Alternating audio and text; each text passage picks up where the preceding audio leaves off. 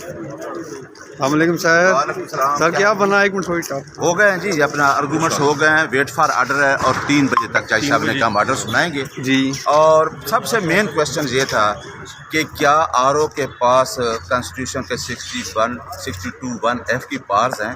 یہ تو آرڈر ہی انلیگل ہیں. یہ تو آرڈر آر او کا تو یہ مینڈیٹ ہی نہیں ہے. یہ آرڈر آر او کر ہی نہیں سکتا تھا کسی کو مس ڈکلیریشن پاس کرنے کا. آر او اس پہ جواب ہی نہیں دے. لیگل کوشچن یہ تھا. دوسرا یہ ہے کہ دوسری باتیں جو پوچھی ہیں لوگوں کے وہ کیوریبل تھی. انہوں نے پوچھا کہ ایٹ دا ٹائم آف سیکروٹنی آپ نے یہ چیز لوگوں سے پوچھی، کسی کینڈیڈیٹ سے نہیں پوچھی. ایٹ دا ٹائم آف سیکروٹنی انہوں نے ایکسیپٹ کی ہے. آفٹر دیٹ اور جج صاحب نے جو کورٹ میں کہہ دیا یہ حکم بھی پھر ان کو بعد میں آیا ہے.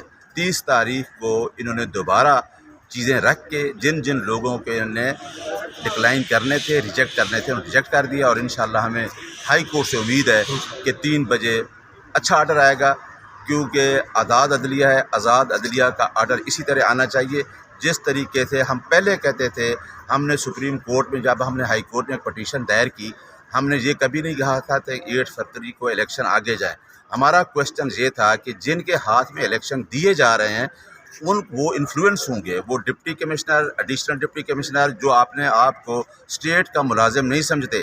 قائد اعظم محمد علی جناح نے فرمایا تھا 11 اگست 1947 کا اس کا خطاب ہے کہ آپ جو ہیں اسٹیٹ کے ملازم ہیں، ریاست کے ملازم ہیں، کسی انڈیویجول کے ملازم نہیں ہیں.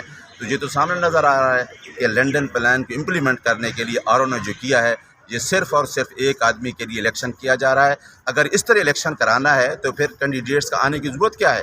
ایک لوگ اندر بیٹھے ہیں اور ایک طرف سے لوگ ہیں جو الیکشن میں آنا چاہتے ہیں. اگر الیکشن میں دیکھنا کہ اگر پی ٹی آئی آتی ہے تو پھر دیکھنا کہ پاکستان میں کس طریقے سے لوگ نکلتے ہیں. سر اب سپریم کورٹ گئے ہیں، بلے کا نشان واپس مل جائے گا؟ آج ہم نے دائر کر دی ہے. کل ہی ہم نے دائر کی تھی، میں اور بیرسٹر گور صاحب نے.